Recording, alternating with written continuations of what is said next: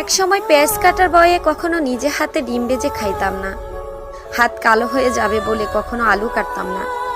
সবজি কাটার বয়ে মা যখন রান্নাঘরে ঢুকতো তখন মায়ের আশেপাশে থাকতাম না, রান্নাঘরে ঢুকতাম না। যদি হাত পুড়ে যায় আর পোড়া হাতের দাগ নিয়ে বাজে দেখা যাবে, এই ব্যাপারটা খুব গুরুত্ব দিতাম।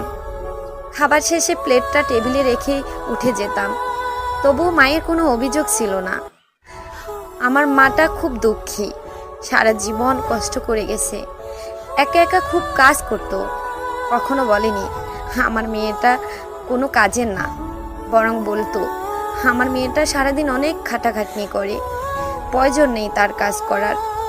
আজ যখন পেঁয়াজ কাটি, সবজি কাটি, আলু কাটি, রান্না করি, তেল ছিটিয়ে গায়ে এসে পড়ে, উফ শব্দটাও করার সময় পাই না, তখন মায়ের মুখটা চোখে ভেসে আসে আর দুই চোখে জল গড়ে পড়ে মায়ের জন্য।